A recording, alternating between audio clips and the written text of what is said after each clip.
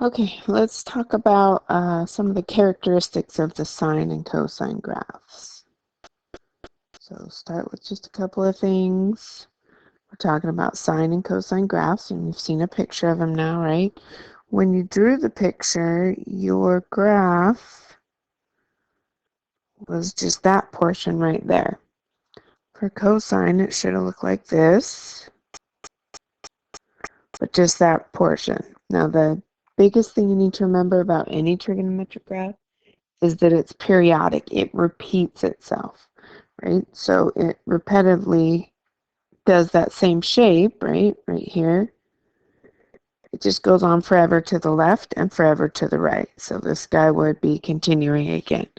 Same with cosine. He does another little path over here, blah, blah, blah, and so on. They're cyclic, so it's just going to keep repeating that same picture, like in the blue, again and again and again. All right, some main characteristics of this. The three that we're going to talk about right now are the period, the midline, and the amplitude. So again, graphs are periodic for these guys, for trigonometric graphs. So first thing we'll talk about is a cycle. Cycle is how long it takes before it starts repeating itself. For example, in the sine right there, here's our original starting point. You'll always start on the y-axis. And then this blue line again is what gets repeated again and again. That's the picture that's going to keep repeating. So however long from 0 to whatever that measurement is, that would be one cycle. And then the period is that actual measurement. So the period is how long on the x-axis it takes before it starts repeating itself. So here's another picture of it. It starts right here, it goes up, then down, then back to the middle again. That point right there, whatever the x value is, that becomes the period. From where it starts, that actual, for sine, it's like a little sideways S, right? However long it takes to make that one cycle, that's determined to be your period.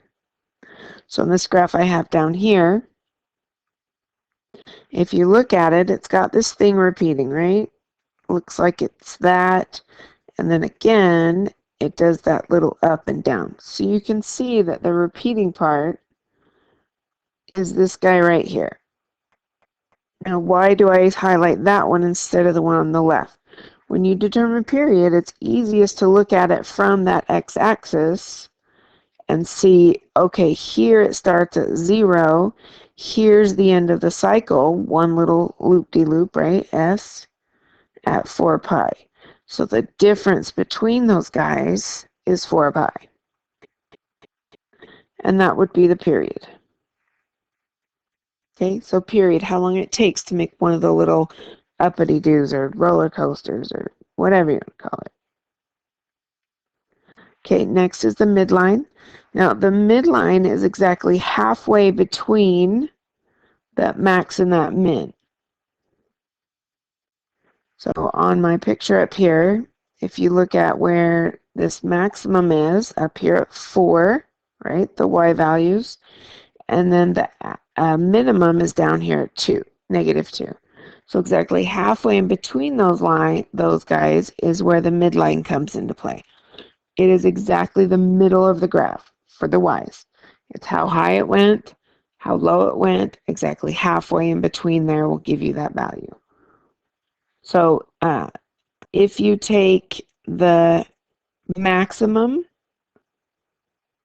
and you add the minimum and divide that by 2, that will always give you your midline. Right? Now I didn't put that formula over here, but because it gets confused with the amplitude, and you can always just count.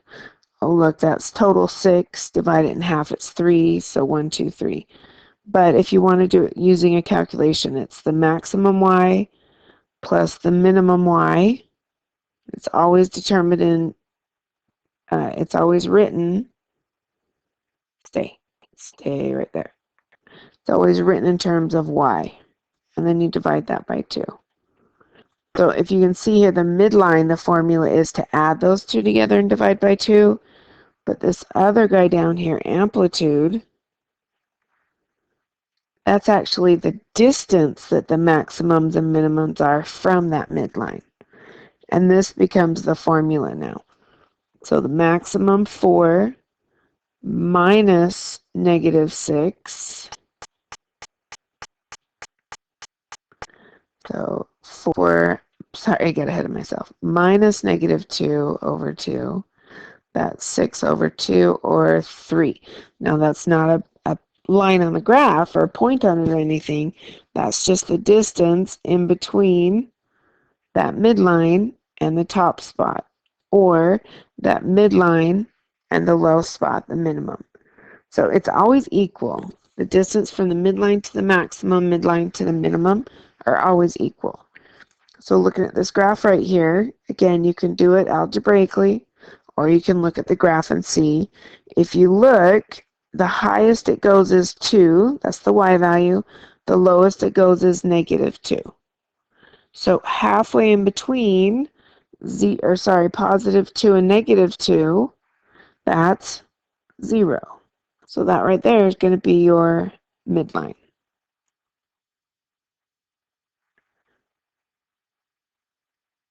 And you're always going to define it as y equals some number, and at that x-axis right there, y is 0.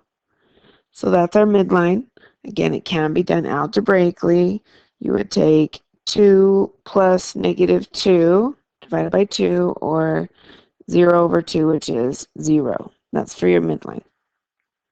Now, as far as amplitude's concerned, all you really have to do is look at, oh, here's the midline. That maximum is 2. Same thing when it's the minimum. You're just going down this time.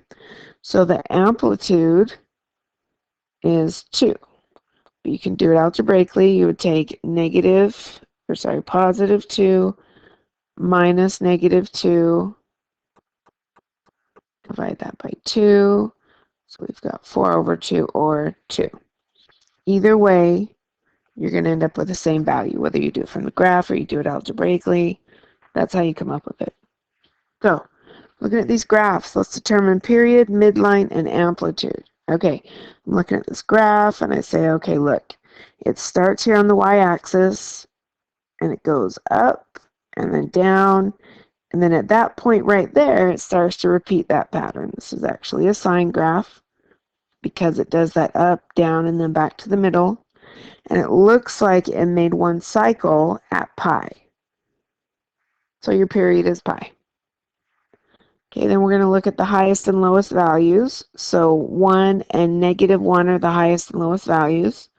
So again, midline, you can look at it and see that it's at y equals 0. But if you would prefer to do it algebraically, 1 plus -1 over 2, 0 over 2, or 0. Okay, amplitude. Amplitude is going to be the distance in between that midline and the highest point, or that midline and the lowest point. So the amplitude is going to be 1, or you can calculate it, 1 minus -1 over 2. 2 over 2 is 1. Okay, different graph over here. Oops. This one again, it starts here and it's doing a little whoop up, whoop down, and then it stops, and that's when it starts repeating itself. So it looks like our period's going to be 2 pi over 5. Okay, again, looking at it, you might be able to see that the midline is at y equals 0, but you can also look at it algebraically, compute the midline. That's going to be at y equals 0. Now that y equals is important because you're telling me it's the midline and it's a horizontal line at y equals 0. But again, same calculations over there. Amplitude is the same. It's going up and down, only one value. So that's it for that one. All right, these two graphs should look a little bit different. Still the same idea with period. Looks like this time it starts up here goes down and goes back up and hits this maximum, and then that's where it would end up repeating it. This is actually a cosine graph. So one period. Now again, you always look at the x or the y-axis and trace out your graph until it starts repeating itself. After this, it would continue going down and so on forever. Looks like one period stops right there at pi. Took from 0 to pi to make that one cycle, so that becomes your period. Now midline,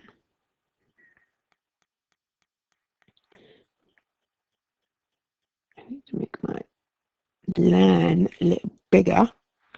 Okay, so looking at the graph, it looks like the maximum y is a 2 and the minimum y is a -4. So max y and the minimum y is at -4. Now again, you can count in between there and go, okay, if I go from -4 to 2, that's 1, 2, 3, 4, 5, 6 spots. If I divide that in half, then halfway would be 1, 2, 3, which is right here at y equals -1. So there's your midline. But again, if you found your max and min, it's just a matter of adding your values together and dividing by 2. So -2/2, which is -1. That's for your midline. Now, once you have your midline, and I always draw it in there, dashed line, to let myself see it a little bit easier, then you just count the distance between that line and that minimum, or the line and your maximum. Looks like it's 3 steps there, which means my amplitude is 3. Or take the numbers, maximum minus the minimum, divided by 2, 6/2, or 3. Okay, this next one, again, think of it as a picture, and you've got to start on the y-axis. Okay, there's where it is on the y-axis. And then trace out a picture of it. It's either going to be the S or it's going to be the little U looking thing, right? This is a sine. Since it starts on the y-axis and it goes up and then comes back down and goes back up. So this graph's going to be a sine. It looks like it went from 0 to 3. It's okay that it doesn't have pi in it. It doesn't matter. All that matters is that it took from 0 to 3 to get one cycle out, which means your period is 3. Now, the cool thing about sine graphs is that wherever it crosses the y-axis and then where it lands again, that's actually going to be your midline right there. I think for sine graphs, it's easier to see that halfway because of this whole maximum and minimum one up and one down thing. But if you wanted to do your max minus your min again, you would, or sorry, plus, you would go 1 plus -5/2, -4/2. So our midline is at y equals, whoops, I wrote down 1 instead of -1.